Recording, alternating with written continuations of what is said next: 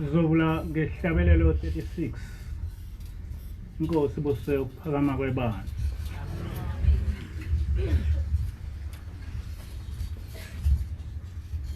Ngofa ingenani mina ngedwa Soni ake ngofa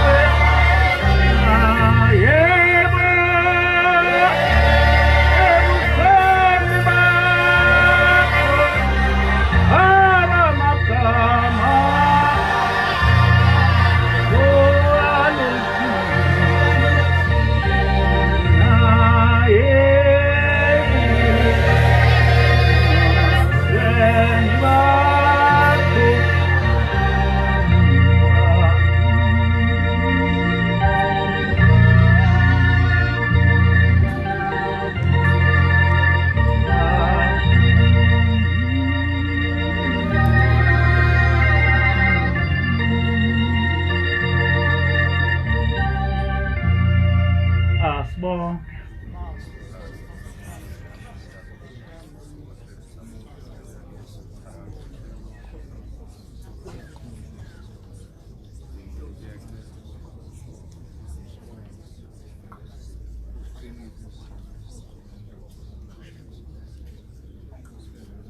Amen.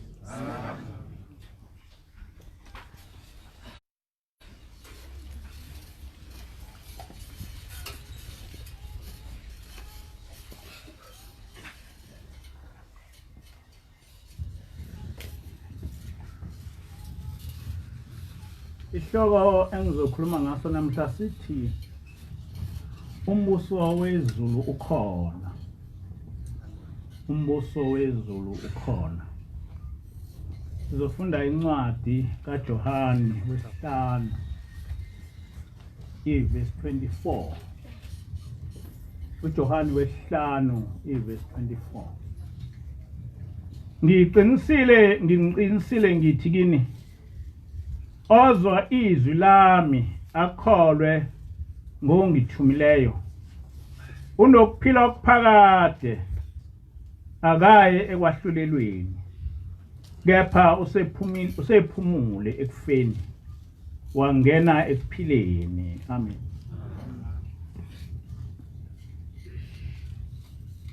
Ngingumuntu owazalwa ngamakholwa. Abazali bami babekholiwe kakhulu. Angazi kakhulu kubaba ngoba ngihlalanga naye. Kodwa umama ngahlala naye, ngakhuliswa nguye. Yonke impilo yethu kwakuyimpilo yokukholwa. Ngathi ngiqala ngicabanga ngikhula. Mhlambe ngangineminyaka ewu4. Ngathola ngihamba isiguqo nomama. Kwakuthi uma ngabe ushona ilanga sifake ingubo emhlophe siye esiguqweni. Isiguqo ke indawo eyayibe ngaphandle ibeswa ithempeli lomndeni. Safike siguqe khona sithandaza. Uma sesilala futhi siguqe sithandaza. Bese kuthi ebusuku umama avuke ahlabelele. Uma eqeda ukuhlabelela ethandaza. Bese kuthi futhi ekseni ngo4 umama avuke ayesiguqweni eyothandaza. Yonke ke impilo yethu yayinjalo. Singabantu abakholiwe kakhulu. Umama engumuntu okholiwe, ngaze ngibone kahle umuntu owayekholwe njengomama. Kodwa kukhona into eyayingihlupha. Ngizibuza ukuthi lo muntu okholwe kangaka kodwa futhi ehlupheka. Ukukholwa kumsiza ngani? Ngoba ngangibona umama ehlupheka, sahlupheka kakhulu. Kodwa lo muntu ekholiwe ngazibuza ukuthi uma umuntu ekholwe kanje kodwa ehlupheka, lokhu kukholwa kusiza ngani? Kodwa ngelinye ilanga uNkulunkulu wangiphendula. Ngathi ngisemsebenzini ngathola ucingo ukuthi umama uyangifuna. Uma ngifika lapha ekhaya sase siyabizwa sobathathu. Kumne wethu umfundisi nami nomfana wakwethu ongasekho naye. Uthi-ke umama ngifuna ukuba nginise kubaba esho inyanga ezulu. Ngifuna ukuthi ngiyonethula kubaba. Ngase ngithi mina mama uyosethula kanjani kubaba ngoba ubaba uyasazi. Ikakhulukazi mina ngangisebenza nobaba. Ngithi ungangethula kanjani kubaba ngisebenza naye ngazi. Wayesethi umne wethu cha asenze lokho ositshela khona. Kwakunyaka ka1981 kwaku uMay ubaba inyanga yezulu wayesewombe esikhumbuzweni sika baba mkhulu. Uma ngikhuluma ngobaba mkhulu ngikhuluma ngomprofeti uIzashembe. Sase siyavuka ekseni siyahamba siya ewombe, sahamba ekseni kakhulu. Samfica ubaba engakaphumi. Njengoba ke umama kwakuumuntu wakhona lapha ngaphakathi. Wabe sehamba eyokhuleka. Ubaba wavela ngefastela, wayese efaka ingubo yakhe eseyiphuma. Esethi hawulandiwe wangihlasela ekseni ngenzeni. Wathi umama baba ngifuna ukukhuluma nawe. Kwase kuthatha isihlalo esehlala ubaba. Nomama sase simnikeza isicephu esehlala khona. Into yokuqala umama uyikhulumayo uthi baba ngilethela abantwana bami. Ngicela kuba ungibusisele bona. Ngoba lokhu bazalwa abakaze beze bengihluphe. Okwesibili ngicela kuba ungibhekele laba bantwana. Ngoba sengiyahamba. Ufikile ubaba mkhulu. Wathi sengilandile. Wathula ubaba inyanga yezulu nathi sathula. Wayesethi ubaba inyanga yezulu wena wakuthatha lokho kuhlakanipha okungaka. NamaNazaretha onke anganakho. Uthi ke umama ukuhlakanipha kunibaba. Uthi uyazini ukuthi kwenziwayini ukuthi laba bantwana bakho bebe nje. Laba bantwana bakho njengoba ubabona bengafani nabantwana benziwa nguwe. Uthi mama ngabenza kanjani? Uthi labantwana lokhu bazalwa uyabanikelela. Uthi uma ngabe unikezwa abantwana uNkulunkulu, labo bantwana kusuke bangayibaba semhlabeni, kusuke kungaba sezulwini. Ngakho ke ngaso sonke isikhathi kufanele ukuthi uhlale ubanikelela. Uthi ke ubaba ukuboneni ukuthi umuntu ma enamawele amawele ahlale ethunqiselwa ngempepho. Lamawele asuke ethunqiselwa ngempepho ngoba asuke eyisiphiwo. Njoba ke eyisiphiwo kufanele ukuthi ehlale ebikwa kwabangasekho ngokuthi ethunqiselwe ngempepho. Uthi ke nabantwana basezulwini banjalo. Uma ubanikelela bakhula ngalendlela uNkulunkulu ofuna kuba bebe yiyo. Kodwa uma unikezwa abantwana basezulwini bese ungabanikeleli, bathi mabekhula bephuze utshwala bebe yiyo yonke into behluphe. Uthi ubokuqaphelise ukuthi bonke abantwana abacelwa lapha ebandleni banjani. Bonke bazidakwa. Bonke bayahlupha. Ngoba abazali babo bathi mabethola bezobacela noma sebebathole ngaleso sikhathi. Kodwa abazange babakhulisa ngokuthi bangabantwana bakaNkulunkulu. Uthi ke ubaba inyanga yezulu. Laba bantwana bakho bakhula bechelelwa. Bakhula bechelelwa njengesithombo. Awuzange wabayeka yikho benjena. Sase siyabusiswa ke. Sabusiswa njengabantwana bakaJakobe. uJakobe wathi mayesehamba emhlabeni wayesebiza amadodana akhe ewabusisa. Nathi kwaba njalo ke. Sathi umama esefika kubaba inyanga yezulu noma sasingakwazi ukukhuluma. Kodwa wayesethi baba ngicela kuba ungibusisele laba bantwana bami. Sase siyawukhipha umnikelo umama wayethena sophathe. Naye wakhipha wakhe. Sase siyabusiswa. Angazi noma baningi nabantu okuye ukuthi abazali babo sebehamba emhlabeni bababusisa. kodwa thina sabusiso ushembe.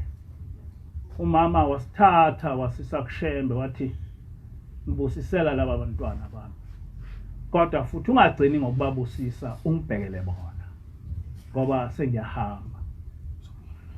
Ubaba inyanga yezulu akazange wamuza umama ukuthi lokhu kuhamba kwakho kumi kanjani, kodwa wabuza iqala ukuthi uhamba yaphi.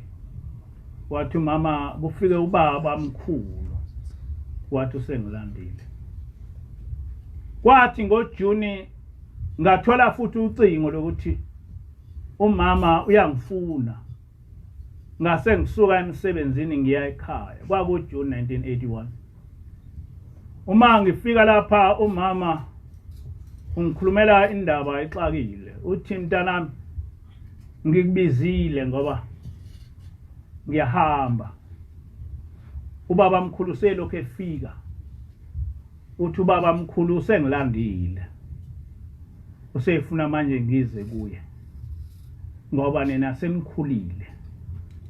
Wayengibekele ukuthi ngikhulise nina, manje na-ke senikhulile, seniganiwe, manje ke sengiyahamba.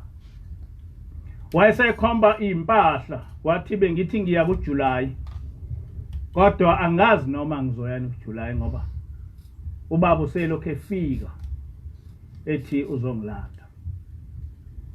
Angizange ngamphendula, angazi ukuthi ngacabangani, kodwa angizange ngambuza lutho, ngalalela nje lokhu okukhulumayo.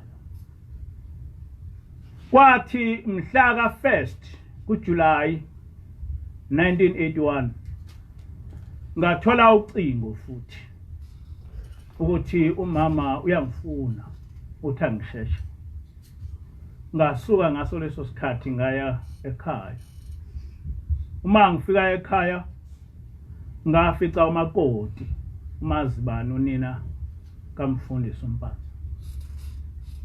Uthi umakoti mangifika, "Hey bhuti, indaba kamama ngisayiqonda." Ngithi indaba, uthi umama ungikhulumela into engayizwa. Umama ovuka ekseni wathi kade kufike amakhosikazi ka-14 evunule, athi athunywe ubaba mkhulu ukuthi ezongilanda.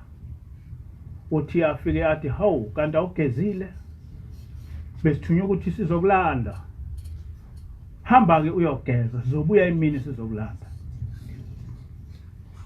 Uthi-ke umazibani ubeke esewapheka lamanzi, esegeza umama. Uthe mayeseqedile ukugeza wayesehamba endlini yakhe esasimakhele yona ngaphezulu, esefike ehlala khona elindela isithunywa zasezulwini.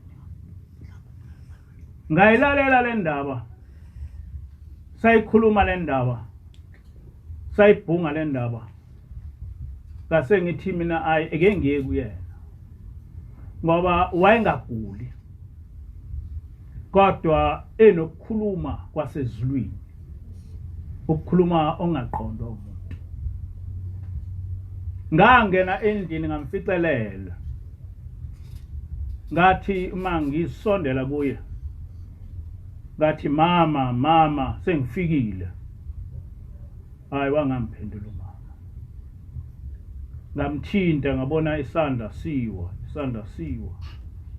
Ngabona nomakoti selapha, ngathi ngibona umakoti waye edinda isililo ngoba ngangaze ngambona umuntu efile. Base ngiyabona ukuthi umama usehambile, isithunywa zasezulwini sesifikile zamlanda.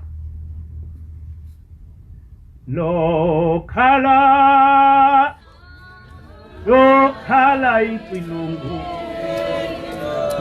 nalo wamukela umoya wami, ake lokhala icilungu nalo wamukela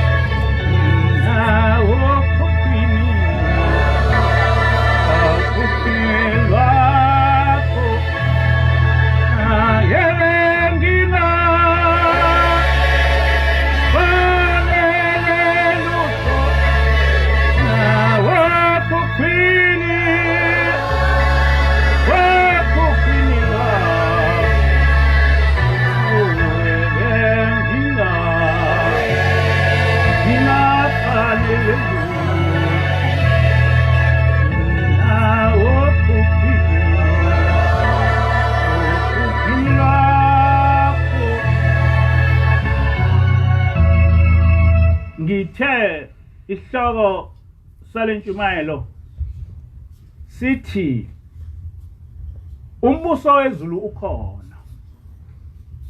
Umbuso wezulu ukhona. Incwadi engiyifundile ithi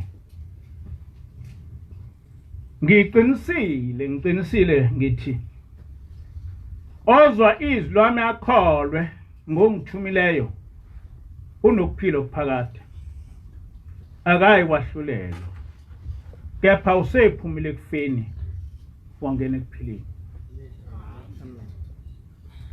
Umama akazange wahlulelwa. Umama waphuma ekuphileni wangena ekufeni, kodwa waya ekuphileni okuphakade. Samthatha samsa emakhazeni, kuthe ngakusasa ngihleli nje kusofa silindile sekushona nje ilanga, ngambona eqhamuka efasteleni, kanti sengiyaphupha. Angazi noma ngangiphupha noma ngangisesibona kusweni, kodwa ngangihleli. Ngase ngiphuma, uma ngithi ngiyaphuma ngamfica emile phandle. Wayesethi, mntanami, woza ngiyokutshengisa kithi lapha ubaba mkhulu engibeke khona. Mntanami, woza ngiyokutshengisa kithi lapho ubaba mkhulu engibeke khona. Wayese uhamba nami saye sawufika evela bahleke, kodwa hayi evela bahleke lasemhlabeni, evela bahleke lasezulwini. Ivela bahleke umuzi kaShembe oseyintabeni zaSongoye. Lo muzi sasikhulele kuwo, kodwa ngathi mangifika kule vela bahleke ngafica umuzi okhazimulayo, ngafica umuzi oyisimanga. Ngathi ma ngisesangweni ngimnomama, wayesethi umama, nakho ke lapha ubaba mkhulu engibeke khona, nakho ke kithi. Uthi-ke umama, nawe uma sekufika isikhathi sakho ubaba mkhulu yokulanda efike ezokubeka lapha ngoba kukini lapha. Kodwa lokhu kwakwenzeka uma ngabe uziphathe kahle. Ngaphaphama usuku lwesibili umama ehambile emhlabeni, kodwa esesemakhazeni. Ngajabula ngathi, hawu, kanti umama usezulwini. Kwathi ngoLwesihlanu sizomngcwaba ngesonto, sabona sekufika umngani wakho omdala, kodwa wayehlala kude, uMadludla. Uma efika uMadludla ekhaya, uthi uMadludla,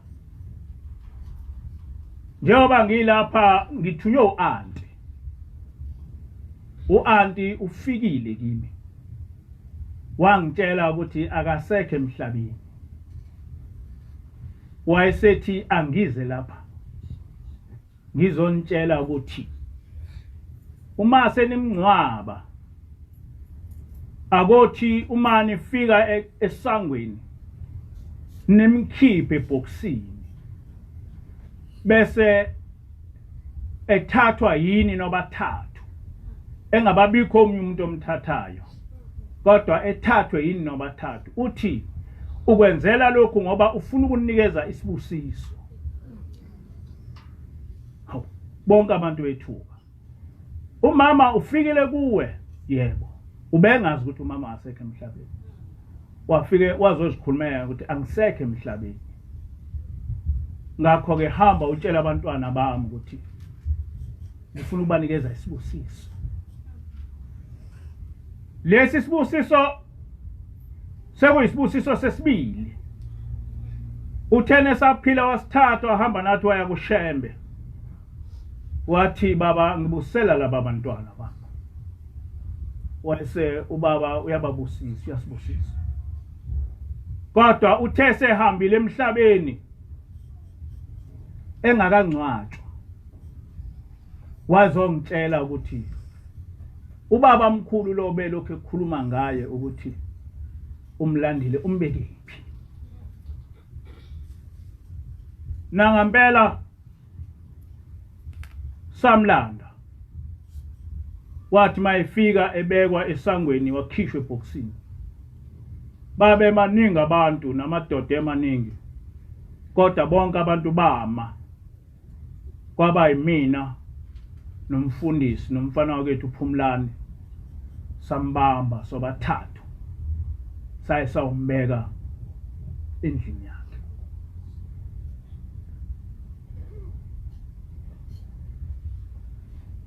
ngakusasa ngoba kwakuyisabatha ntambama kwake kwaba khona kwaMpanza umncwabo oyisimangaliso amakhosikazi ka14 ayisina etshekula ngoba lokho akukhuluma kimi wakhuluma nakubo ngo14 kaJuni wasukuma wabatshela wathi seku14 wamugcina ubaba mkhulu ufikile wathi usiyangilanda ansobwe wonke umuntu wayekhuluma isimanga ethi inhloboni yesimanga lesi amakhosikazi esina ezetshaladula wonke umuntu manje wabona ukuthi kanti izulu likhona wonke umuntu wabona ukuthi ukukholwa noma ungazange wabusa emhlabeni kodwa kunomphumela omuhle ezulwini wabona umuntu wonke ukuthi ikhona lento yayikhulunywa uJesu wokuthi uma ulalela izwi likaJesu uma ukholwa ilona othuma uJesu othuma uJesu uNkulunkulu kusho uJesu lapha akukho kufa okuyokwehlela akukho kwehlulelwa okuyokwehlela uyovele usuke lapha emhlabeni uye ezulwini akukho cala oyolithetha akukho kwehlulelwa oyokuthethwa lokho ngakubona ngamehlo ami ngakubona ngomama wami akakho umuntu kulomncwabo owakwakhala wonke umuntu kwake kwaba nomgidi oyisimangaliso amakhosikazi wonke umuntu wayejabule ebona isimanga sahamba sawumncwaba eThembalini ngaze ngakhumbula ngoba sengithela inhlabathi sengithela igade ethuneni ukuthi komba umama akasekho komba umama angisombona nangu kuthela inhlabathi phambi kwakhe ngakhala ngangakaze ngikhale sonke lesikhathi kodwa ngakhala ngaleso sikhathi ngoba wonke umuntu ekhuluma indaba enkulu kodwa lesi sihlabelelo engisihlabelelayo ngihlabelela isihlabelelo sabantu basezulwini namhla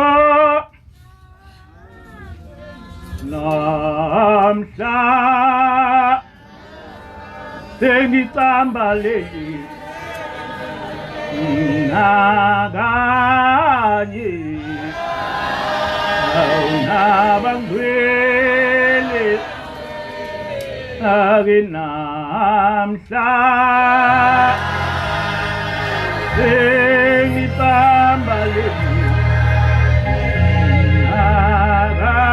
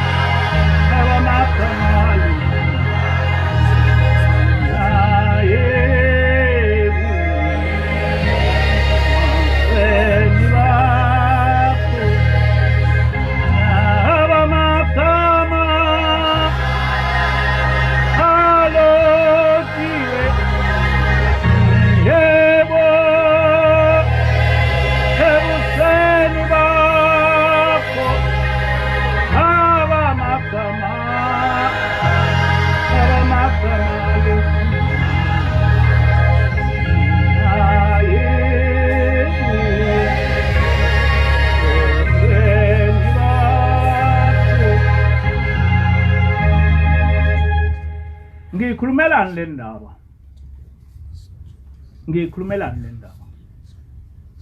ukuthi ngifuna ukukhuluma ngomama cha kodwa ngifuna ukuba abantu bazi nabalapha endlini bazi nabangilalele abangekho la endlini bazi ukuthi izulu likhona. Yilowo nje umyalezo wami ukuthi izulu likhona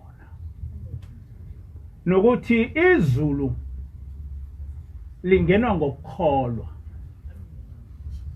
Uma ukholwa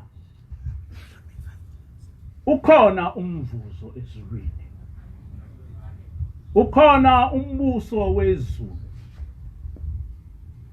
Yilowo myalezo wami ukuthi izulu likhona.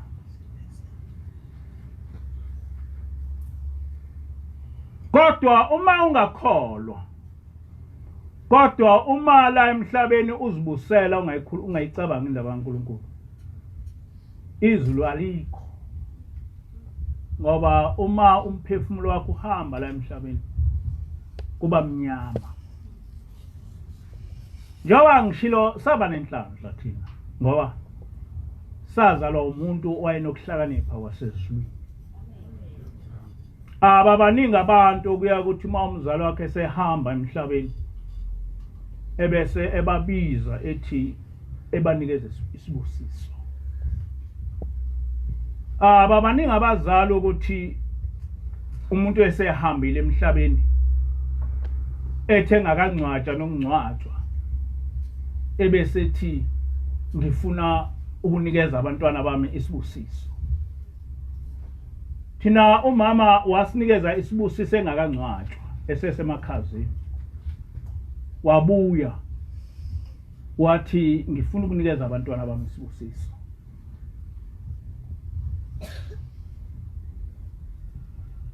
Engakangcwatshwa wabuya weza kimi wathi mntanami ngifuna ukuba uyobona lapha engikhona.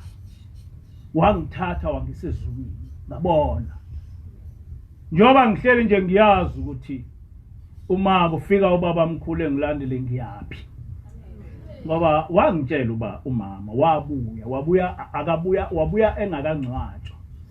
Njoba wayilokhu esho ethi ubaba mkhulu ngilandile. By the way, ukuthi ulandiwe ubaba mkhulu mama was an adopted child yomprofeti. She was an orphan. Adopta ena 11 years. Wakhulela kuye wamkhulisa. Ngenkathi emkhulisa wamqamba inigama wathi igama lakho ulandiwe. Ena 11 years wathi igama lakho ulandiwe. Kodwa wathi na 65 years ubaba mkhulu wafike wamlanda.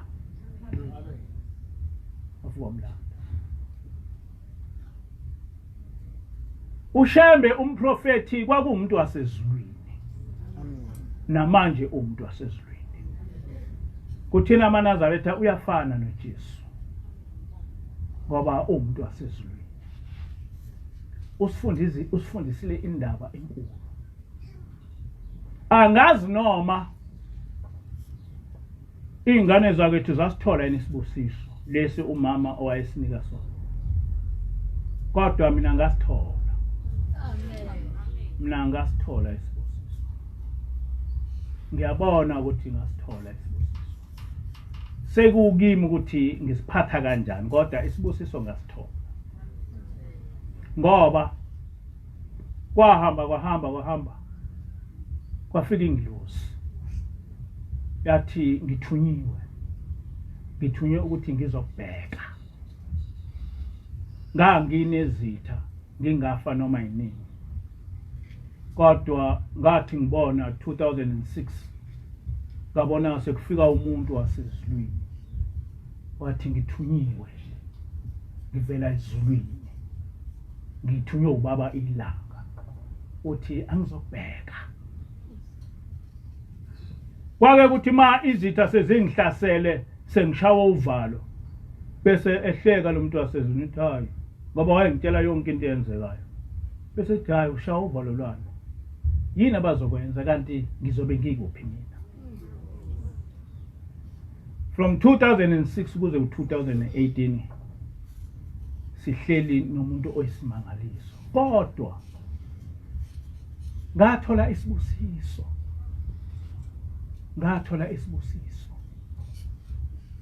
Ngithi ke izulu likhona. Ukuba izulu kalikho, ngabe umama akazange wenza lento esimangaliso. Umama akazange wafa. Umama wavuka ekseni wageza. Akakho umuntu engeke ngizothiwa uyageza gezele uhambo lwasezulwini.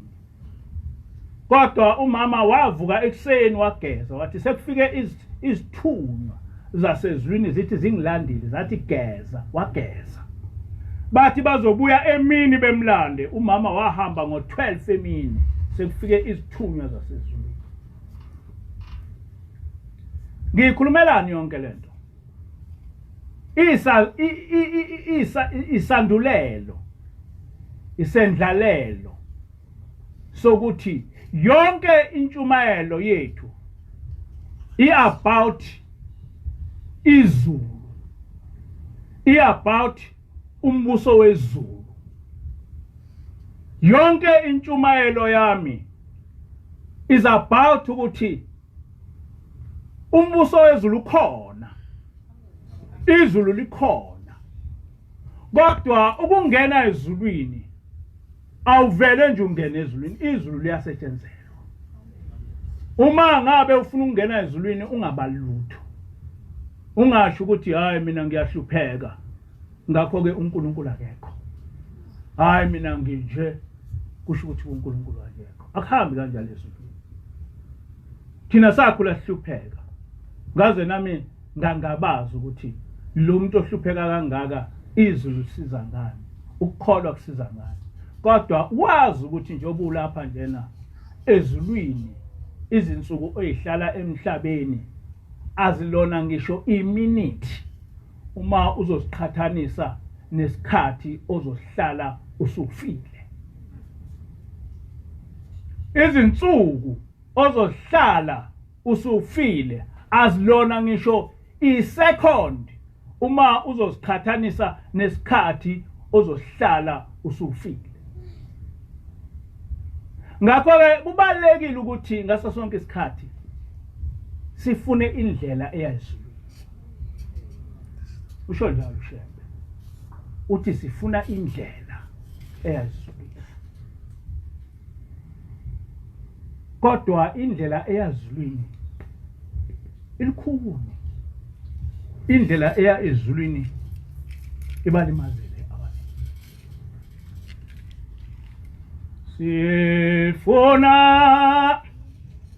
Sifuna indlela nayokuya ekhaya, sifuna indlela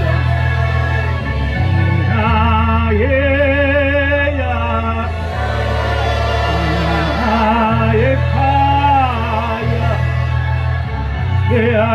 Jehova inkosi yethu, umdali wezulu, Jehova inkosi yethu,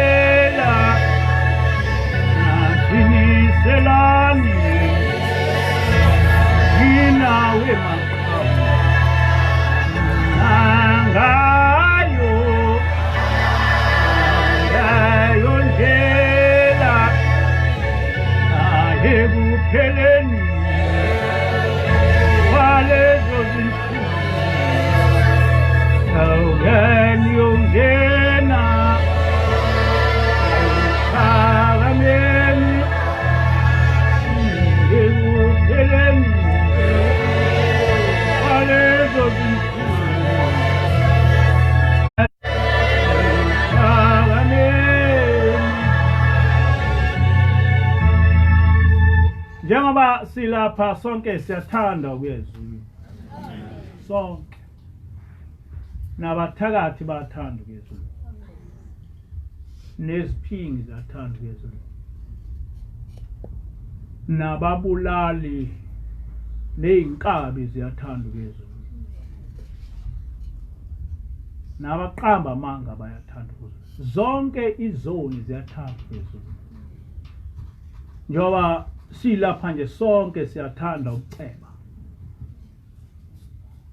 Kodwa umuntu ocebile uma ecebe ngeqiniso akalali.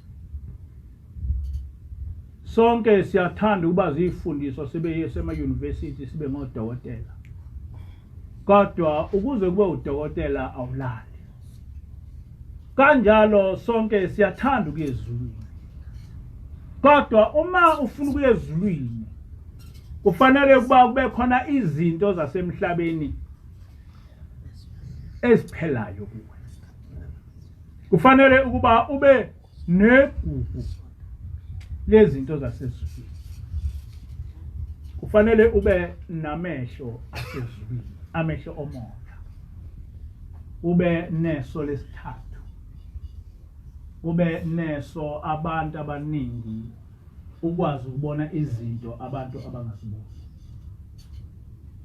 Kodwa uma ucabanga ukuthi uzovele ungene nje ezulwini akhambe kanjalo umhlobo. Usho njalo uShembe. Uthi ayancikaza ayisaba. Athi kungcono ungafeli emuva. Kodwa ukuya ezulwini kubuqhawe. Usho njalo uShembe. Ukuya ezulwini kubuqhawe. Akusiyona nje into ongayithola kalula. Uma ufuna ukuya ezulwini kufanele uzidele. Kufanele uzalwe kabusha njengoba washo uJesu. Awukwazi ukuthi uye ezulwini ungazalwanga kabusha. Awukwazi ukuthi uye ezulwini kungabangabikho yonke into oyiyekayo. Uyeka izinto abantu basemhlabeni abathi zinhle. Ziningi izinto abantu basemhlabeni abathi zinhle. Kodwa uma ngabe usumuntu wasezulwini akubona kuhle. Ngaso sonke isikhathi noma uthandaza noma unikela uthi uNkulunkulu ngiphe inhliziyo yokwenyanya isono. Ngiphe inhliziyo yokwenyanya isono. Umoya wakho oyingcwele mawuhlale kimi. Ngani ngoba uthi ubaba mkhulu umprofeti uma umoya oyingcwele usuhleli kuwe uba umuntu owenyanya isono. Ngoba umoya oyingcwele awuhlali nesono. Umoya oyingcwele awuhlali entweni enyanywa uNkulunkulu. Manje ke ayikho indlela yokubalekela ukungena ezulwini ngokuthi ikhona indlela elula yokungena ezulwini. Ayikho indlela elula yokungena ezulwini.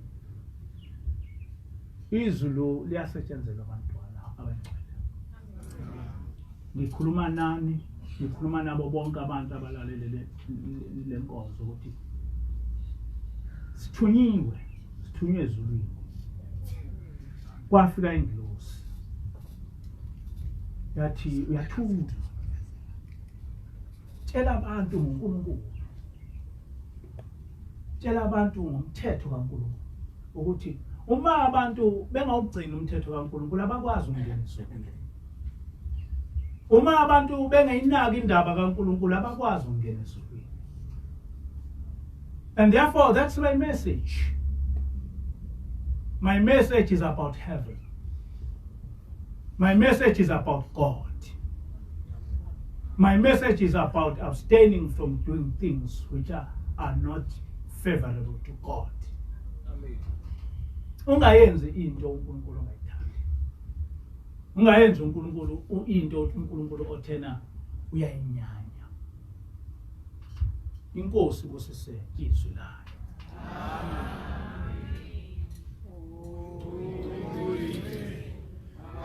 Amen. Inkosi kusekuphama kwebandla.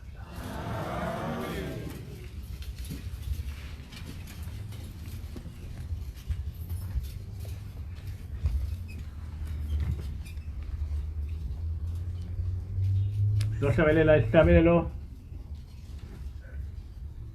75.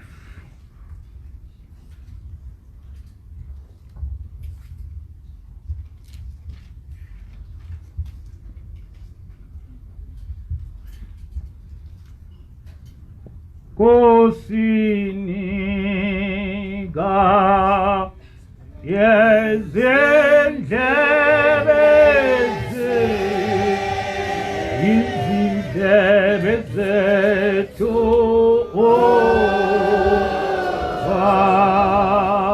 valeza izila